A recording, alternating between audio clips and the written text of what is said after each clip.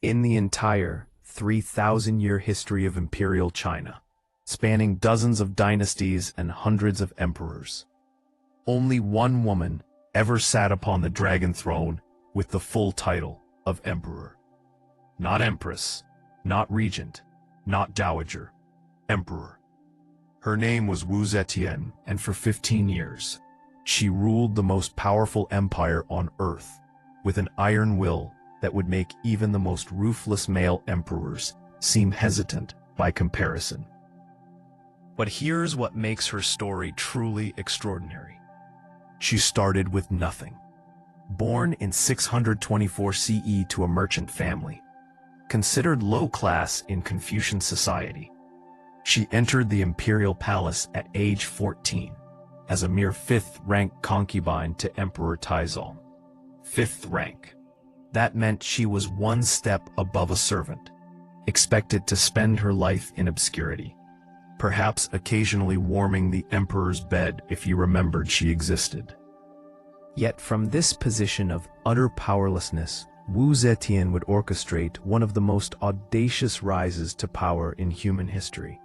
She would outlive 2 emperors, outmaneuver princes and generals, survive multiple assassination attempts, rewrite religious doctrine, establish a secret police network that terrified the aristocracy, and ultimately do what no woman before or after her could accomplish. She would declare herself Emperor of China and rule in her own name.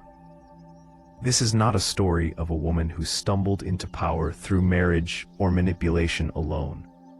This is a story of calculated brilliance, ruthless pragmatism, and an unwavering belief that she deserved to rule.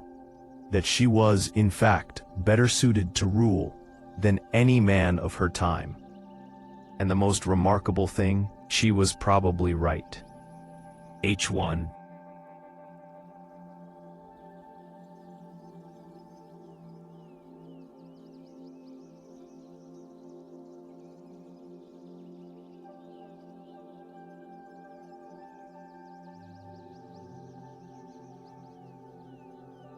H1.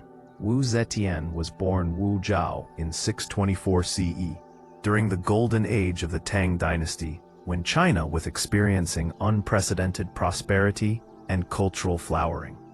Her father, Wu Shihuo, was a successful timber merchant who had supported the founding Tang Emperor Li Yuan during his rebellion. As a reward, Wu's father received minor aristocratic titles, but in the rigid Confucian social hierarchy, merchants were considered barely above peasants, no matter how wealthy. The aristocracy looked down on her family as nouveau riche upstarts. This would fuel Wu's ambition for the rest of her life. Unlike most girls of her era, Wu received an extensive education. Her father, perhaps because he had no sons at the time, encouraged her to read widely. She studied classical Chinese literature, history, music, and poetry. More importantly, she learned to read and write with exceptional skill, rare for women of any class. She absorbed the histories of previous dynasties, learning the strategies of statesmen and the mistakes of failed rulers. She studied Buddhist sutras and Taoist philosophy. By her early teens, Wu was more educated than many male aristocrats, and she knew it. When her father died when she was around 13, her family's status became precarious.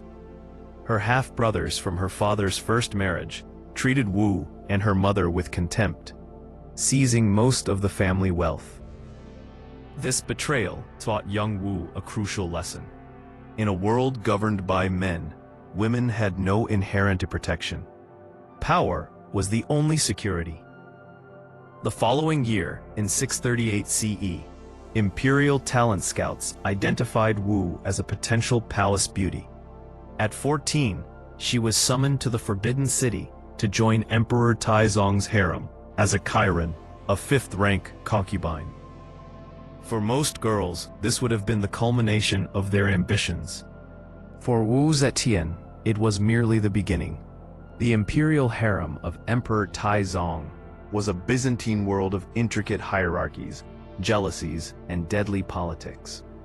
There were hundreds of women. Some reports suggest over 3,000, all competing for the attention of one man. The hierarchy was rigid. One empress, 4 imperial consorts, 9 concubines of various ranks, and dozens of beauties and talented ladies below them. Wu entered as a Chiron, a talent, ranked 5th out of 9 levels. Her duties were primarily ceremonial and domestic, serving tea, playing music, perhaps occasionally sharing the emperor's bed if summoned. Most women in her position lived out their lives in comfortable obscurity, forgotten by history. But Wu was not like most women.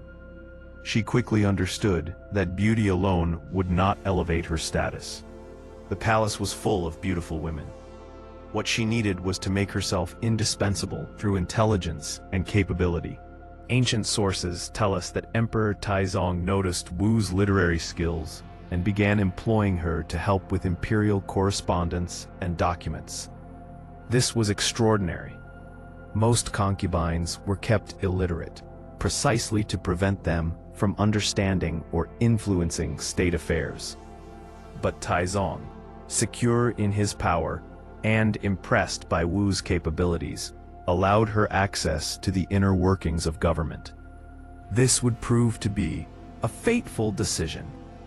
Through her work, Wu learned how the empire functioned, how decrees were drafted, how officials were appointed, how military campaigns were planned, how taxation worked.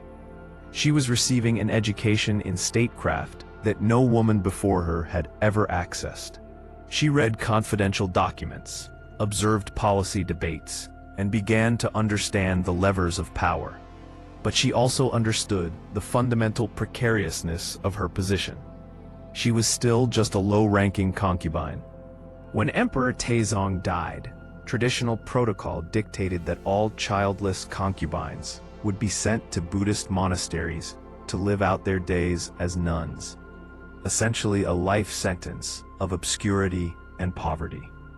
Wu was in her mid-20s, brilliant, ambitious, and facing the prospect of being buried alive in a monastery. She needed a plan.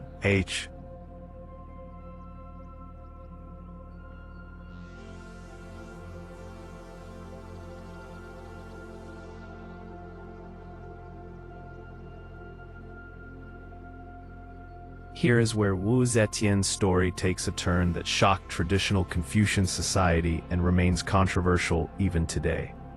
Before Emperor Taizong died in 649 CE, Wu had begun a secret romantic relationship with his 9th son, Prince Liji, the crown prince who would become Emperor Gaozong. The exact nature and timing of this relationship is debated by historians.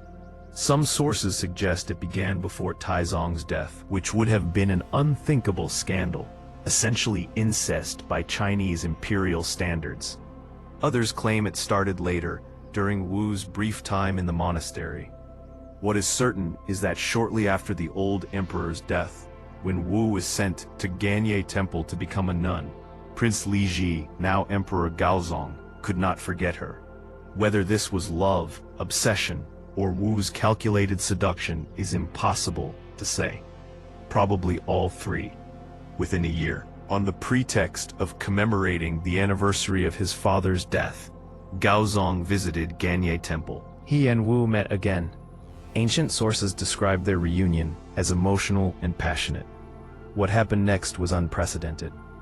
Emperor Gaozong announced his intention to recall Wu from the monastery and bring her back to the imperial palace. This decision horrified the Confucian establishment. It violated fundamental taboos about the sanctity of imperial succession and the separation between a father's women and a son's household. But Gaozong was emperor, and his word was law. In 650 CE, Wu Zetian returned to the Forbidden City, not as a forgotten concubine, but as the emperor's favorite.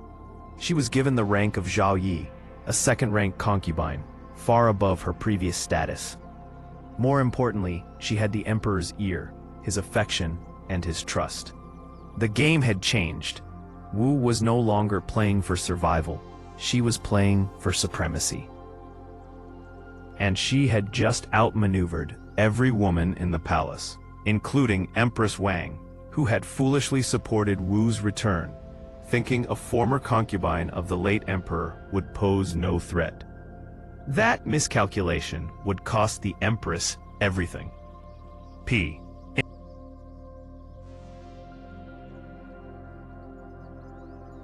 The battle for dominance in Emperor Gaozong's palace became a three-way contest between Empress Wang, Imperial consort Shao, and the rising Wu Zetian. Empress Wang was of impeccable aristocratic lineage, but had failed to produce a male heir. Consort Shao had the emperor's romantic affection and had borne him children. Wu had the emperor's intellectual partnership and his political trust. For a few years, this unstable triangle persisted. Then, in 654 CE, an event occurred that would become one of the most controversial moments in Chinese history: the death of Wu's infant daughter. According to the official histories written by Wu's enemies, here is what happened. Wu gave birth to a daughter. Shortly afterward, Empress Wang visited to pay respects. After the Empress left, Wu strangled her own baby, then covered the body. When Emperor Gaozong came to see his new daughter and uncovered the infant, he found her dead. Wu immediately accused Empress Wang of murdering the child out of jealousy.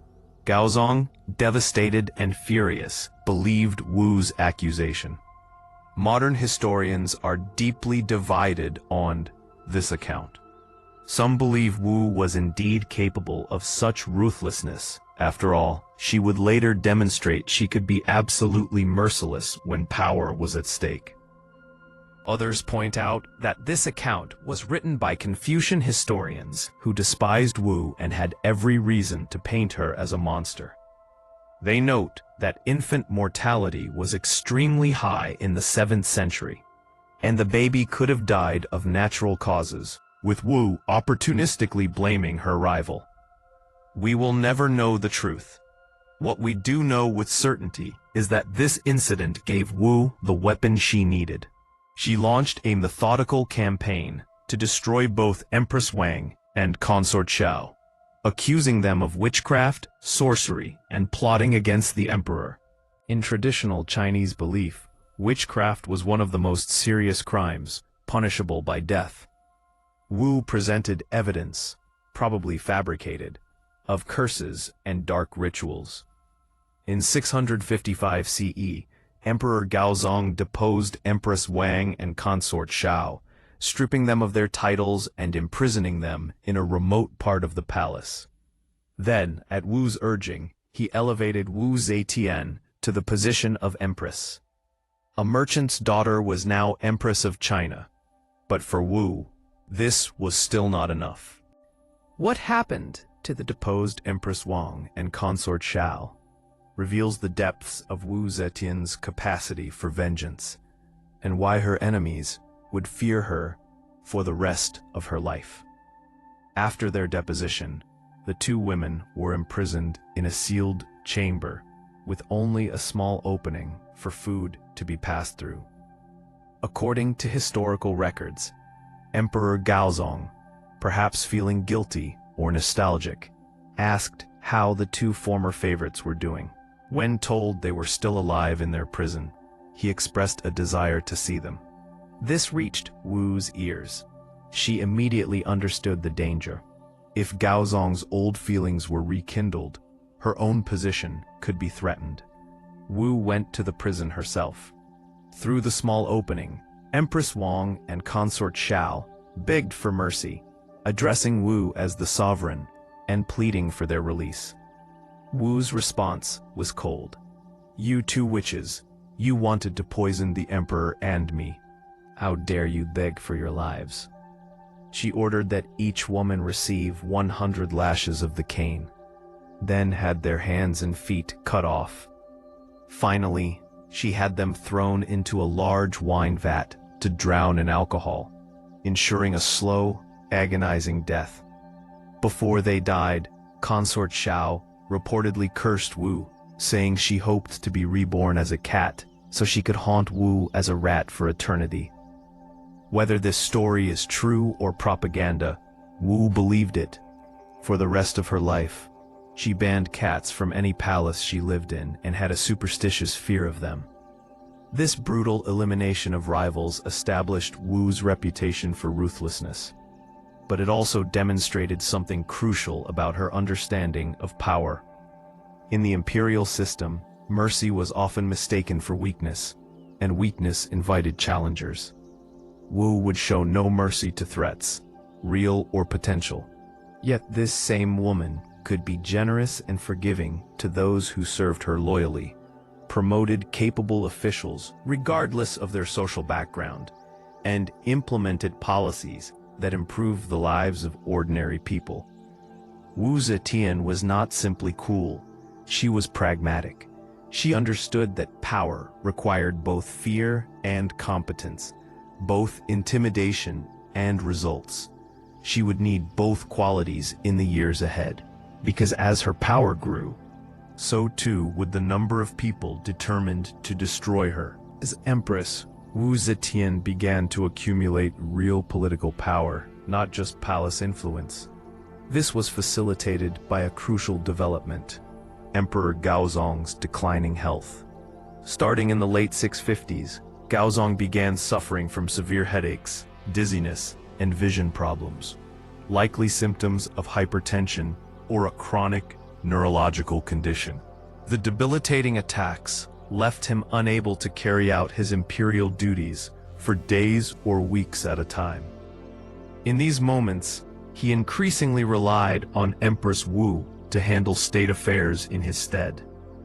This was not entirely unprecedented.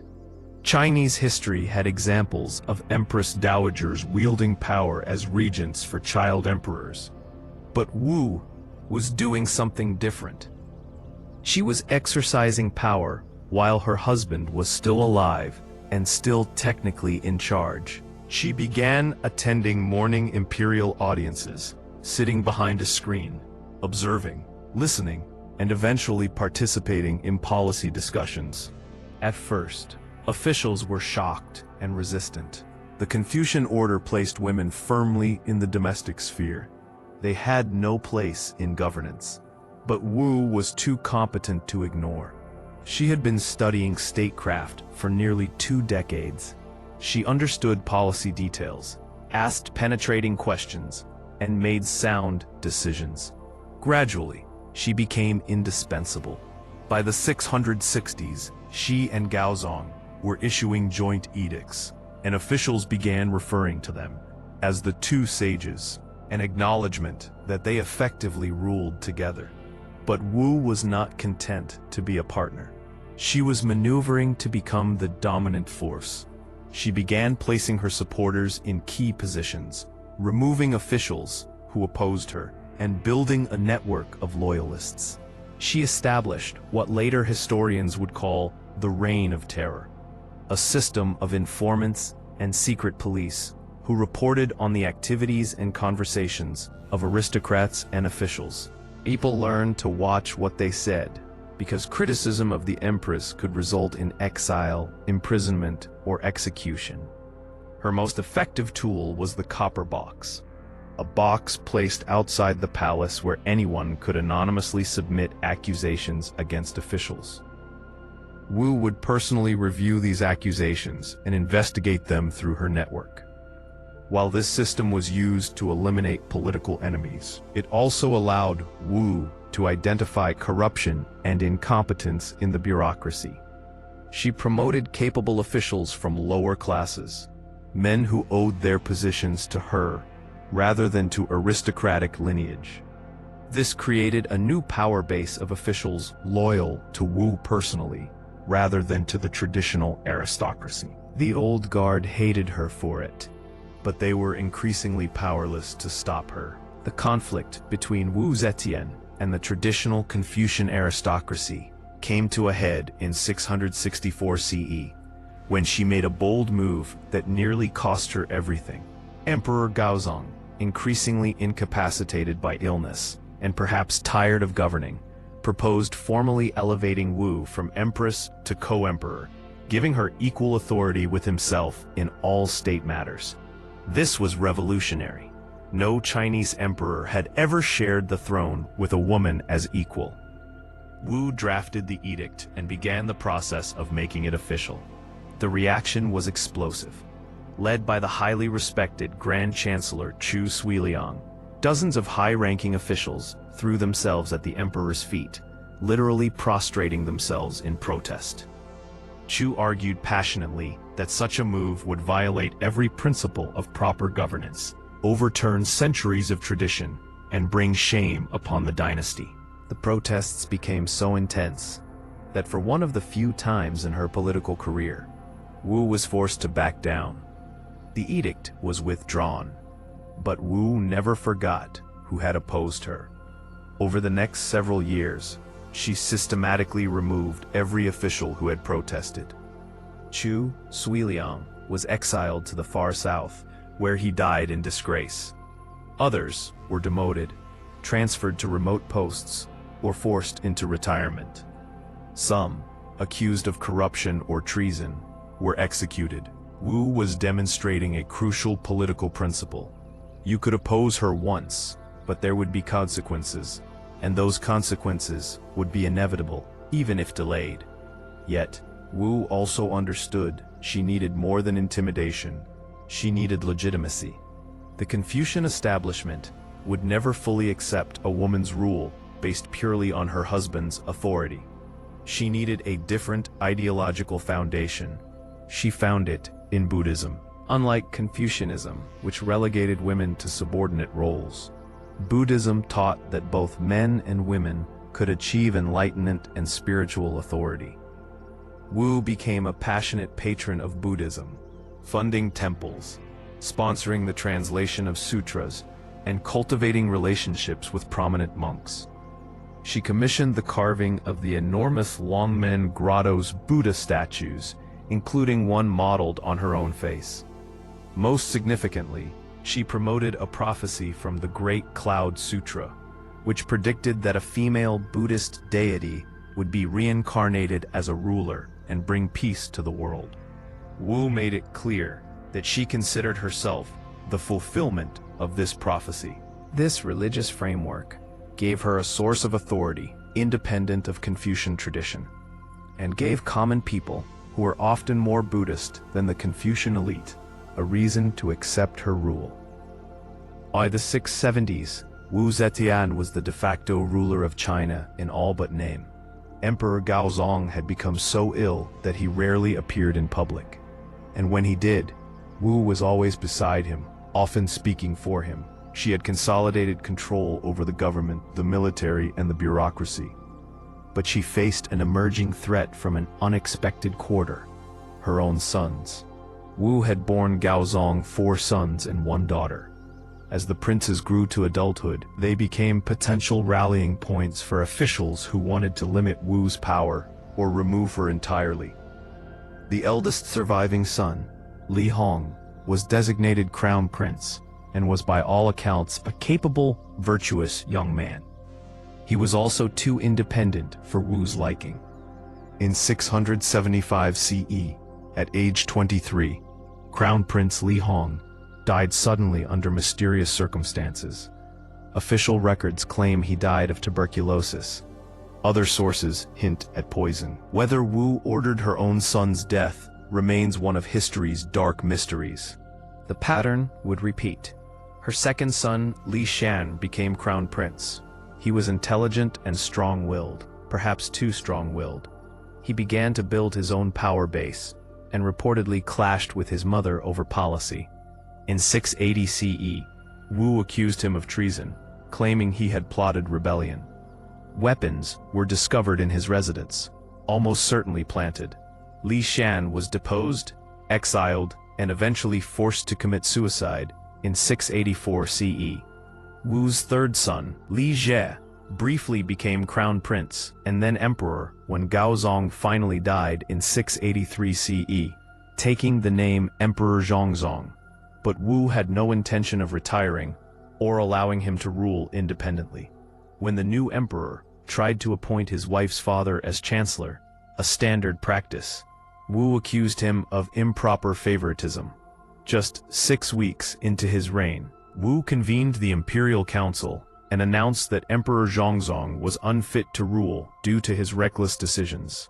She deposed her own son and placed her youngest, most pliable son, Li Dan, on the throne as Emperor Ruizong.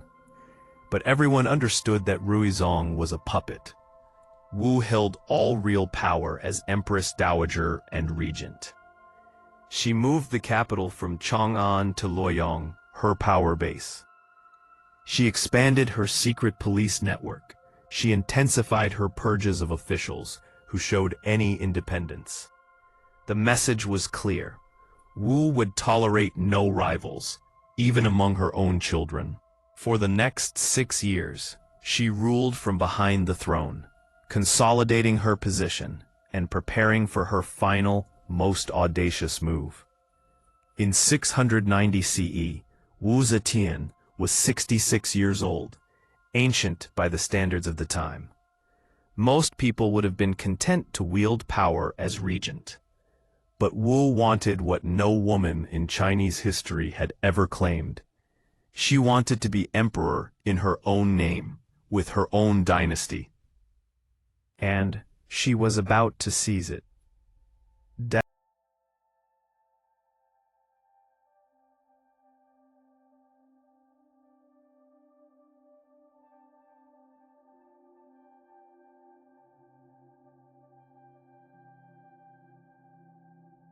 The year 690 CE marked the culmination of Wu Zetian's 5-decade climb to absolute power. She had spent years preparing the ground, religiously, politically, and psychologically. Buddhist prophecies proclaimed her a divine reincarnation. Her secret police had eliminated or cowed potential opposition. Her loyalists controlled all key government positions. The stage was set.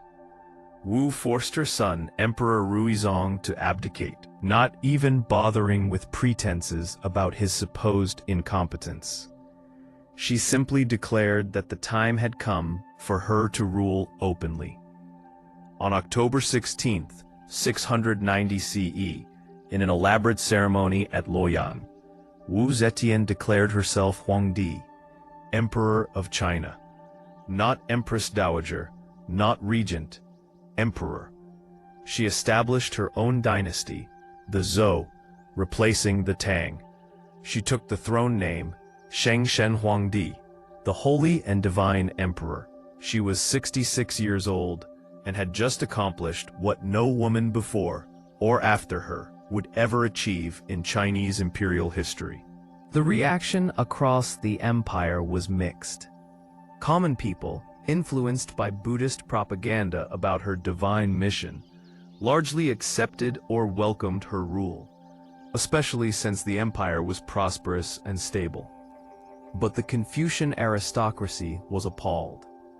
Multiple rebellions broke out, led by Tang Dynasty loyalists who considered her rule illegitimate.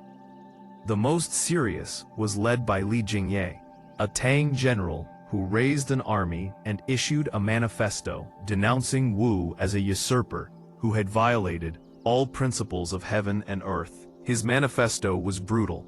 It accused her of murdering her own daughter, killing her sons, and rising from the position of a concubine through witchcraft and sexual manipulation. Wu's response demonstrated her political acumen.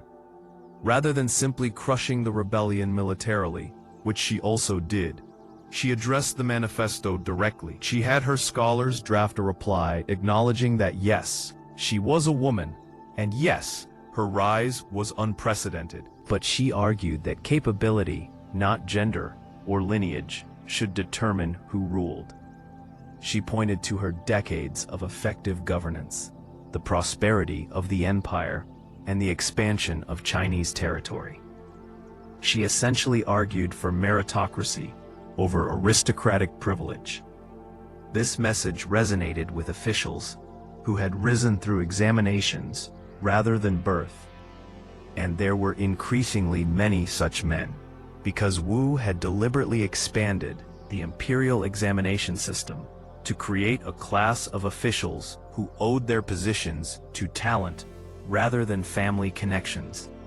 The rebellion was crushed, Li Jingye was executed, and Wu Zetian settled into her role as emperor with a confidence born of knowing she had outmaneuvered every opponent who had tried to stop her. All caps.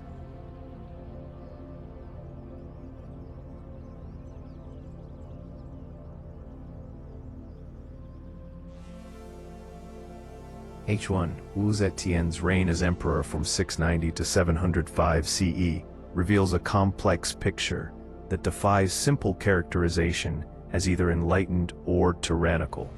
She was both.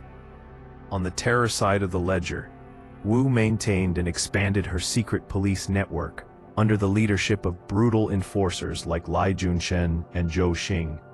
These men invented horrific torture devices and interrogation techniques to extract confessions from accused traitors. Thousands of officials, aristocrats, and members of the imperial family were executed, exiled, or forced to commit suicide during Wu's reign. The terror was real and widespread. People lived in fear of anonymous accusations. Families were destroyed on the basis of rumors. Wu's critics, both ancient and modern, point to this reign of terror as evidence of her monstrous nature. Yet the other side of Wu's reign tells a very different story. She was an extraordinarily capable administrator who implemented policies that strengthened the empire and improved governance. She expanded the imperial examination system, making it more accessible to men from non-aristocratic backgrounds. This created social mobility and ensured that officials were selected based on merit rather than birth, a revolutionary concept. She personally reviewed examination papers and promoted talented individuals regardless of their family background. She reformed agricultural policies, reducing taxes on farmers and improving irrigation systems. During her reign, there were no major famines, a remarkable achievement.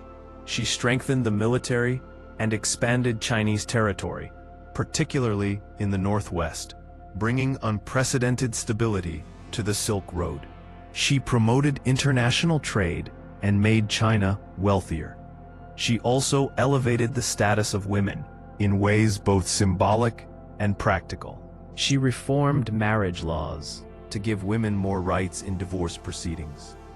She commissioned histories of famous women throughout Chinese history, creating models of female achievement. She required that parents mourn daughters as well as sons. Previously, daughters were often considered unworthy of formal mourning. Most significantly, she demonstrated through her own example that women were capable of ruling. That competence was not determined by gender. Modern historians debate how to evaluate this contradictory legacy. Was she a feminist pioneer, or a ruthless tyrant who happened to be female? The answer is probably both. Wu used terror as a political tool because she understood that as a woman in a patriarchal system, she had to be more ruthless than any male emperor to maintain control. Any sign of weakness would have invited immediate challenges to her authority. But she also used her power to implement genuinely progressive policies that benefited millions of people. She was a mass of contradictions. Cruel and compassionate, paranoid and capable, vindictive and just. In other words, she was human, operating in an impossible situation. And she chose survival and power over any abstract principles. One of the most controversial aspects of Wu Zetian's later reign was her relationship with the Zhang brothers, Zhang Changzong and Zhang Yizi.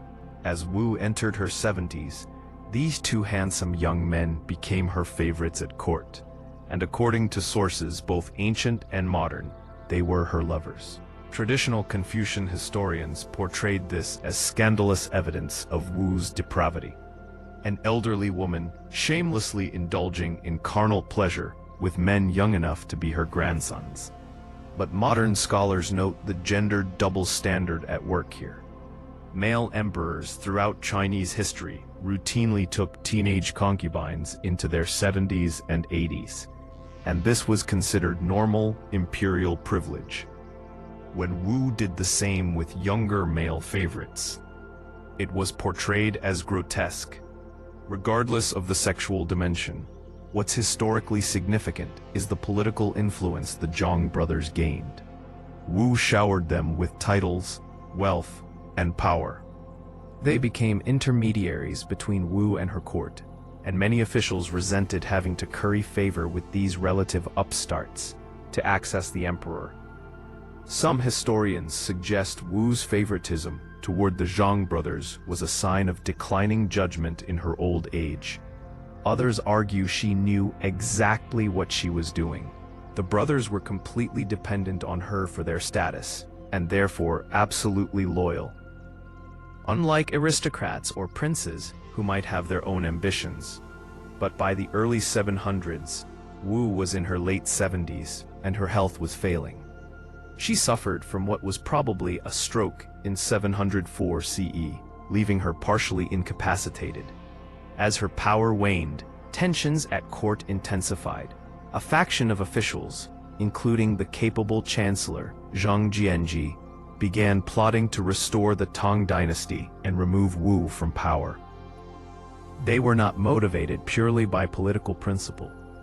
Many also resented the influence of the Zhang brothers, and feared what would happen if those young men somehow inherited Wu's political authority.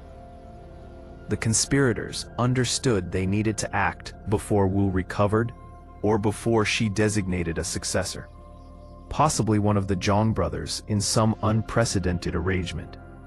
In early 705 CE, they launched their coup. They burst into Wu's palace chambers with armed guards, seized the Zhang brothers, and executed them on the spot. They then confronted the elderly, ill Wu Zetian and demanded she abdicate immediately in favor of her son, the former Emperor Zhongzong, who had been living in exile. Wu, now 79 years old, weakened by illness, and facing armed men in her own bedroom, had no choice.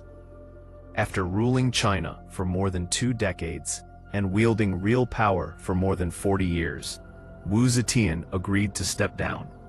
She died just 10 months later, in December 705 CE, at age 81. Wu Zetian's death and its aftermath reveal how precarious her position had always been, despite her decades of power.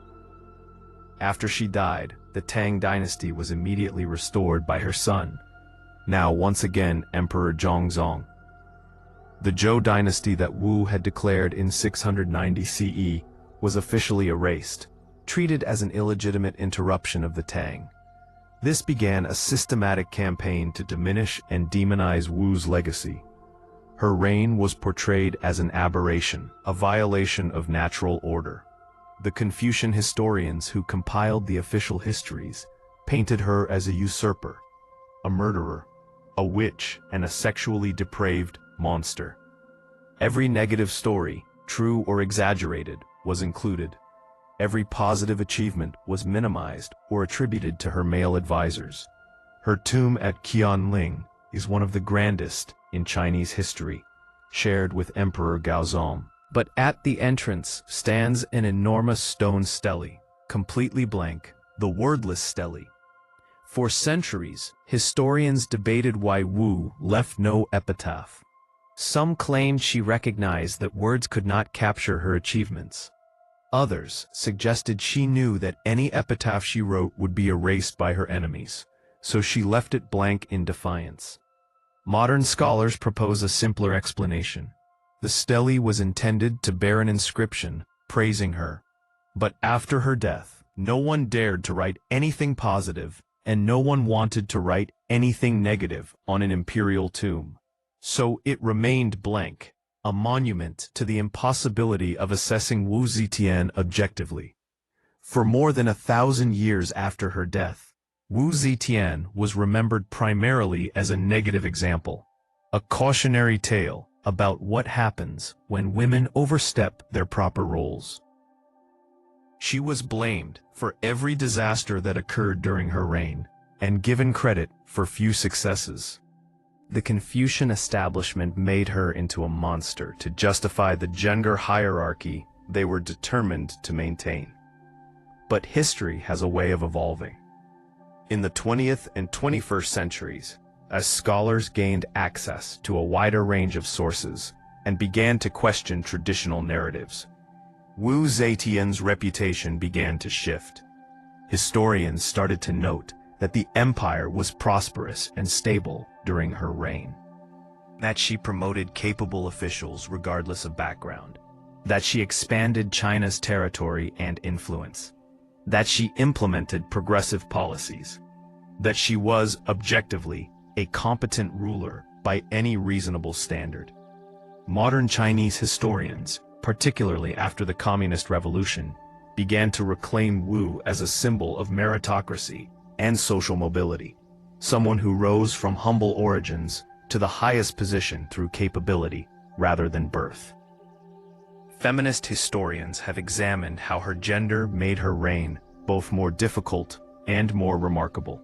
A reassessment is ongoing, but there's growing recognition that Wu Zetian deserves to be evaluated not as a woman emperor, a curiosity or aberration, but simply as an emperor, judged by the same standards as her male counterparts. By that standard, she was one of the most capable rulers in Chinese history. H2.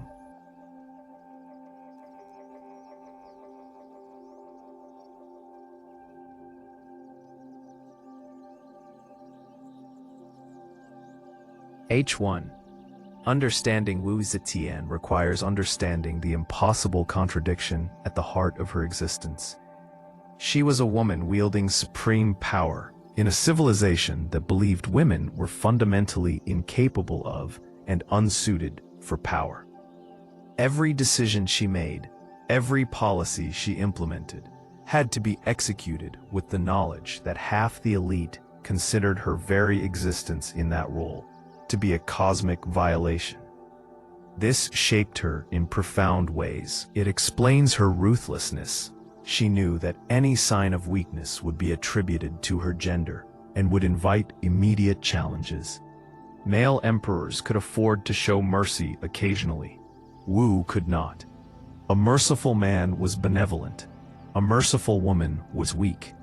It explains her paranoia, the network of informants, the secret police, the brutal purges. She had more enemies than any male emperor would have faced, simply because she was a woman. Officials who might have loyally served a male emperor considered it their Confucian duty to undermine or remove her. She couldn't trust traditional power structures, so she built her own. It explains her promotion of Buddhism over Confucianism.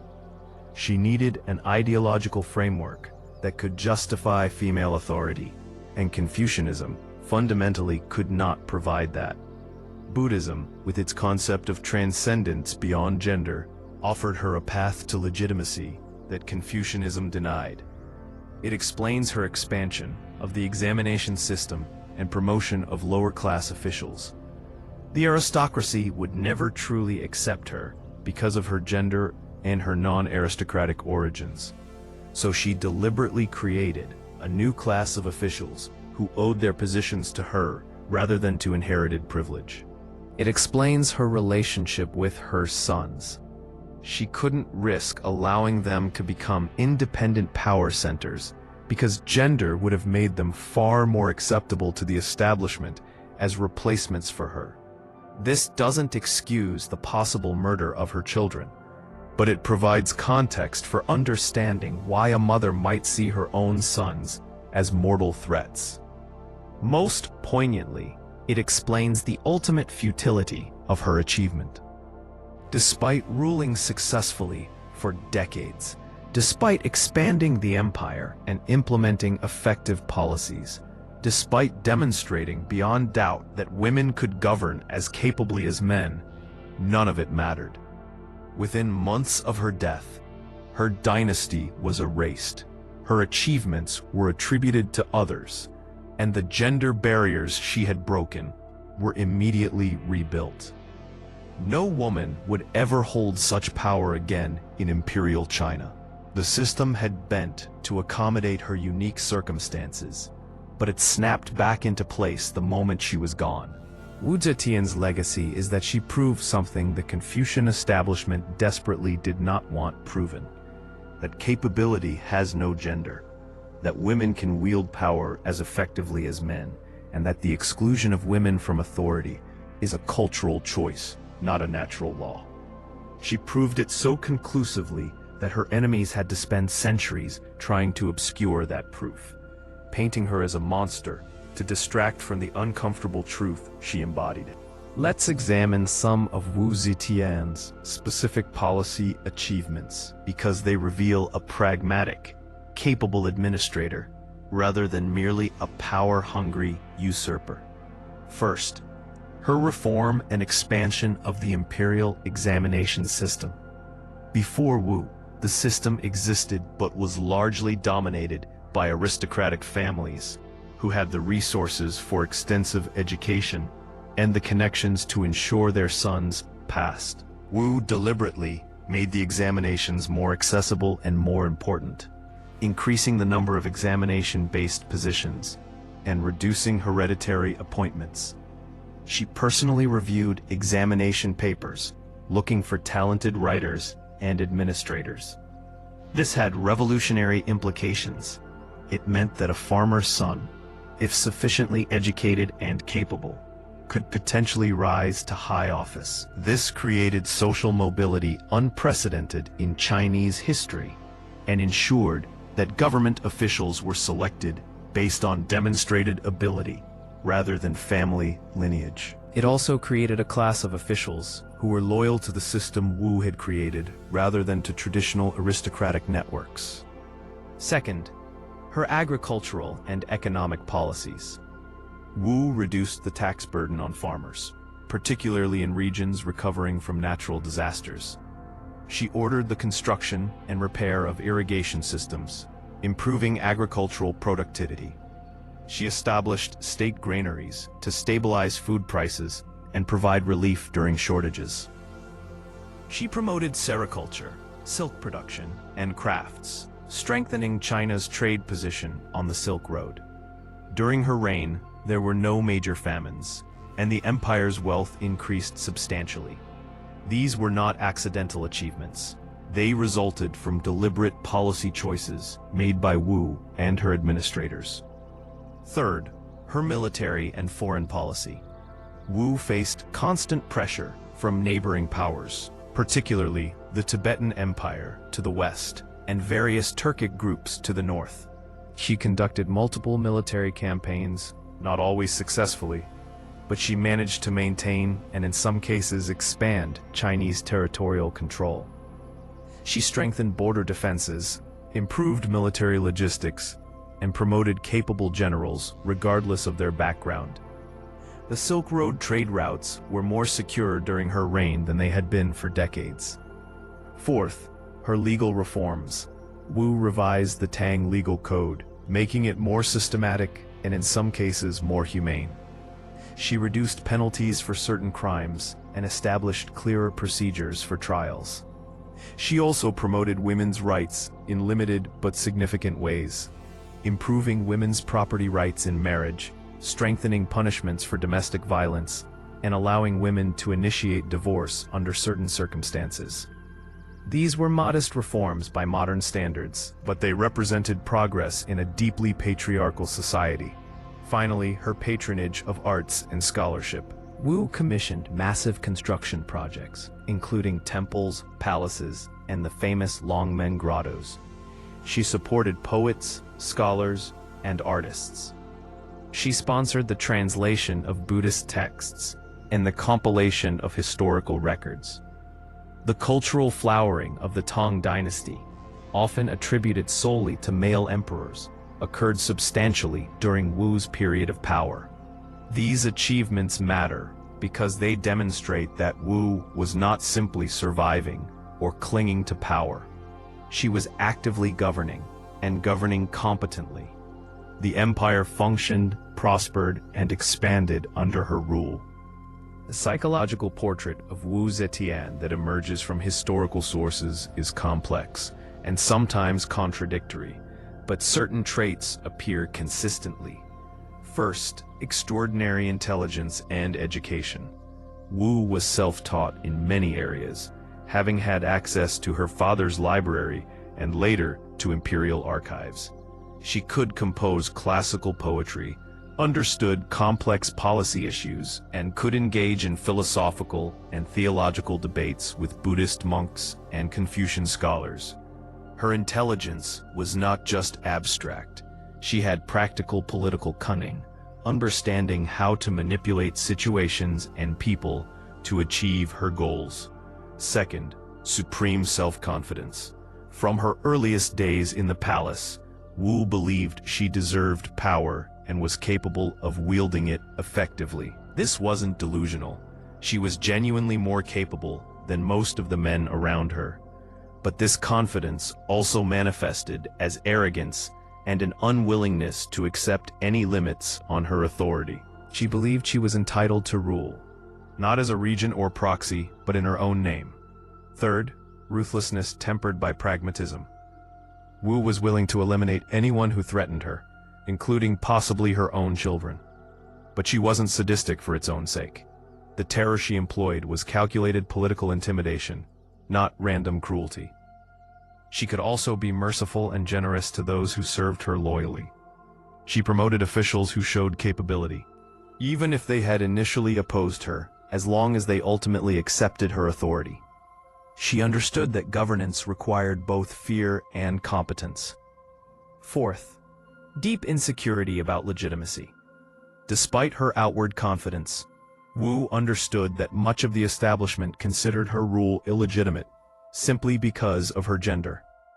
This drove her constant need for validation, through religious prophecies claiming divine sanction, through elaborate ceremonies emphasizing her imperial status, through her relentless elimination of anyone who questioned her right to rule. She could never simply be emperor. She had to continually prove and defend her position in ways male emperors never had to. Fifth, surprising religious devotion. Wu's promotion of Buddhism was certainly politically motivated, but sources suggest she was also a sincere believer. She spent hours in religious study and meditation. She commissioned thousands of Buddhist texts and built dozens of temples. In her final years, weakened by illness, she apparently found genuine comfort in Buddhist teachings about transcendence and enlightenment. Whether this religious devotion coexisted with her ruthless political actions, or whether she rationalized those actions through religious frameworks, remains unclear. What emerges is a portrait of a brilliant, ambitious, deeply complex woman who operated in circumstances that would have crushed a lesser person. She was neither the monster her enemies portrayed, nor a simple feminist hero. She was a survivor who learned to thrive in a system designed to exclude her, and she did so through a combination of intelligence, ruthlessness, capability, and sheer force of will. By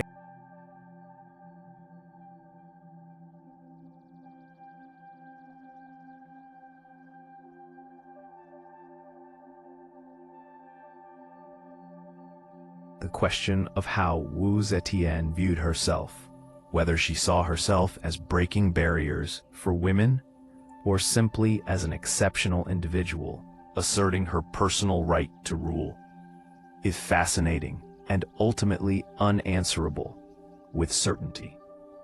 The evidence suggests something more complex than either interpretation alone.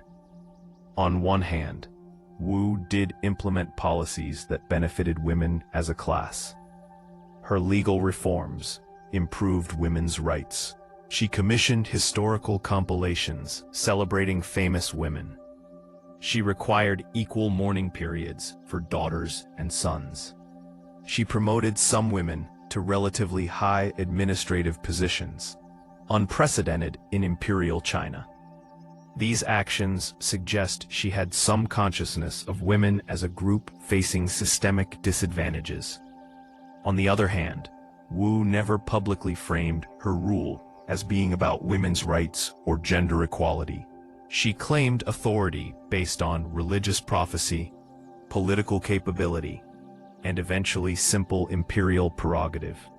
She didn't argue that all women should be able to rule, only that she specifically should rule because she was the most capable person available.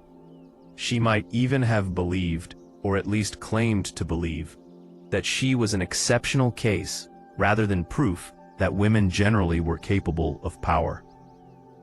This is similar to how many successful women in male-dominated fields throughout history have positioned themselves as exceptions who happen to be female, rather than as representatives of female potential. It's a defensive, but understandable strategy when you're the only woman in the room and everyone is watching for you to fail. There's also the question of whether Wu's gender actually benefited her in certain ways. As a low-ranking concubine, and later as Empress, she had access to powerful men, emperors, in ways that men could not. Her initial rise depended on intimate access to Emperor Gaozong, which allowed her to influence his decisions. A man in her position would have been merely another official, unable to get close enough to the emperor to exert similar influence. Only after she had secured her position through these traditionally feminine roles did she transition to open political rule. So her gender was both an enormous obstacle, making her rule scandalous and illegitimate in many eyes, and occasionally an advantage that provided unique pathways to power unavailable to men. This paradox is common in women's history. The very limitations placed on women sometimes create unexpected opportunities for those clever and ruthless enough to exploit them. What we can say with certainty is that Wu Zetian proved that women could rule as effectively as men, whether or not she consciously intended to prove this point. Her reign demonstrated that capability, intelligence, and political skill are not gendered traits. The fact that the Chinese imperial system immediately reverted to male-only rule after her death doesn't disprove this. It just shows how deeply entrenched patriarchal structures were. Wu broke through those structures once. The tragedy is that she couldn't break them permanently. IUL, PHIST, past PHT. The historical memory and cultural legacy of Wu Zetian have evolved dramatically across different periods and contexts. In traditional Confucian historiography, written by male scholars who served subsequent dynasties, Wu was portrayed almost uniformly negatively. The standard histories accused her of every crime imaginable: murdering her daughter, poisoning her sons, indulging in sexual depravity, practicing witchcraft, and ruling through terror. She was held responsible for every disaster during her reign and given minimal credit for successes. This negative portrayal served multiple purposes. It reinforced Confucian gender ideology by showing what happened when women overstepped their proper roles.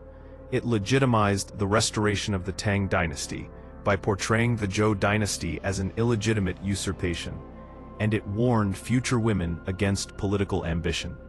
For more than 1,000 years, this was the dominant view in China, but there were always alternative perspectives. Some scholars quietly noted that the empire had been stable and prosperous during Wu's reign. Some recognized that the examination system she expanded had positive long-term effects. And some historians, particularly women writers in later dynasties, expressed admiration for Wu's intelligence and capability, even if they couldn't openly praise her. In the 20th century, Wu's reputation began to shift dramatically. After the Communist Revolution in 1949, Mao Zedong and other communist leaders looked to Chinese history for examples of class mobility and meritocracy that they could claim as precedents for communist ideology. Wu Zetian, who had risen from non-aristocratic origins and promoted officials based on talent rather than birth, fit this narrative perfectly. She was rehabilitated as a positive figure, a capable ruler who had challenged feudal aristocracy and expanded social mobility. This communist-era rehabilitation was politically motivated, just as the earlier Confucian condemnation had been, but it did encourage more balanced historical scholarship. Researchers gained access to a wider range of sources and began to separate reliable historical facts from obvious propaganda. In the late 20th and early 21st centuries, Wu has become a popular culture icon in China and internationally. She's been the subject of dozens of films, television series, novels, and operas. These portrayals range from historical drama to fantasy, from serious biography to romantic fiction. Interestingly, many popular portrayals emphasize her romantic relationships with Emperor Taizong, Emperor Gaozong, and various favorites, sometimes at the expense of her political achievements. This reflects ongoing discomfort with women wielding power. It's easier to portray Wu as a seductress than as a capable administrator. Feminist scholars have reclaimed Wu as an example of female capability and resistance to patriarchy, though they debate whether her rule actually benefited women as a class or only benefited Wu herself. She's been called both a feminist icon and a cautionary tale about how women are forced to adopt masculine ruthlessness to succeed in patriarchal systems.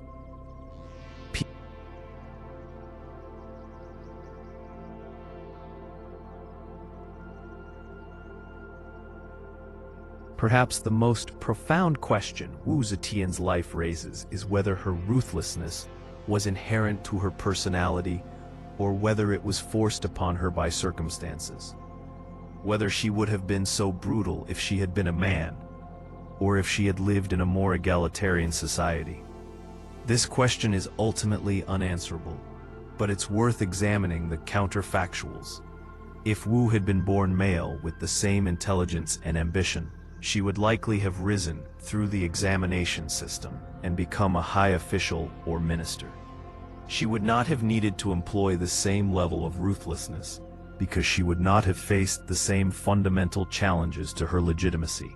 But a capable man was not fighting against the entire weight of Confucian ideology, declaring him fundamentally unsuited for power. Wu's ruthlessness was not unique among Chinese rulers. Male emperors had employed terror, secret police, and brutal purges throughout history. The first Qin emperor, who unified China, buried scholars alive and burned books. The Hongwu emperor, who founded the Ming Dynasty, conducted massive purges of officials. What was unique was that Wu's ruthlessness was attributed to her gender rather than to her personality or political circumstances. When male emperors employed terror, it was seen as regrettable but sometimes necessary for maintaining order. When Wu did the same thing, it was portrayed as evidence of female irrationality and cruelty. This is the double bind that women in power have faced throughout history. If they show traditional feminine qualities like compassion and cooperation, they're dismissed as weak and unsuited for leadership. If they adopt traditionally masculine qualities like ruthlessness and dominance, they're condemned as unnatural monsters. Wu chose the latter path because she understood that in her context, appearing weak would have been fatal. But it's worth noting that Wu also demonstrated qualities that were not merely ruthless. She was a capable administrator who implemented effective policies. She was intellectually curious and supported scholarship. She reformed laws to be more systematic and, in some cases, more humane. She promoted social mobility through the examination system. These aspects of her rule suggest that if she had faced less fundamental opposition to her very existence as a ruler, she might have governed with less terror and more benevolence. But we'll never know, because she never had the luxury of ruling in a context that accepted her authority as legitimate. Every day of her reign, she was fighting for survival against people who believed she had no right to exist in that role. This brings us to the ultimate tragedy of Wu Zetian's life. She proved that women could rule as effectively as men, but she couldn't create a system where other women could follow her path. Her success was individual, not systemic. She broke through the glass ceiling, but couldn't shatter it for others. Within months of her death, the ceiling was reconstructed, perhaps stronger than before, because now it had been proven that women in power would inevitably lead to disaster, pointing to Wu's reign of terror as evidence, while ignoring all the similar terrors employed by male emperors. Today, nearly 1,300 years after Wu Zetian's death, we can attempt a more balanced assessment of her historical significance. First, she proved that women could wield supreme political power effectively. For all the Confucian assertions that women were naturally unsuited for governance, Wu demonstrated conclusively that capability has no gender. She governed a vast empire for decades, implemented successful policies, maintained stability, and expanded Chinese territory. These are objective achievements that cannot be explained away by claims of female incapacity. Second, she exposed the arbitrary nature of gender-based exclusions from power. The fact that the system immediately reverted to male-only rule after her death doesn't prove that women shouldn't rule. It proves that patriarchal systems are self-perpetuating and resistant to change, even in the face of evidence that contradicts their justifications. Third, she demonstrated the costs of being a pioneer. Wu's ruthlessness, her paranoia, her willingness to destroy even her own children. These were not simply personality flaws, but adaptations to impossible circumstances. She had to be more ruthless than any male emperor because she faced opposition that no male emperor would have faced. This doesn't excuse her actions, but it contextualizes them. Fourth, she showed the importance of ideological flexibility in challenging established power structures. By promoting Buddhism over Confucianism, she found an alternative framework that could justify her authority. This demonstrates that seemingly immutable social hierarchies often depend on specific ideological systems, and challenging those systems can open space for change. Fifth, her expansion of the examination system and promotion of meritocracy had lasting positive effects on Chinese governance. While the system remained imperfect and never truly became a pure meritocracy, it did create more social mobility than would have existed under purely hereditary aristocracy. This was one of Wu's most enduring legacies. Finally, Wu Zetian stands as a reminder that history is written by victors and that dominant narratives often serve the interests of those in power. For centuries, she was portrayed as a monster, because that portrayal served patriarchal interests. Only recently have scholars begun to reconstruct a more balanced picture based on careful examination of evidence, rather than ideological assumptions. Her story teaches us to question historical narratives, especially when they conveniently support existing power structures. Wu Zetian was not a simple hero or villain. She was a complex human being, brilliant and brutal, capable and cruel, progressive and ruthless.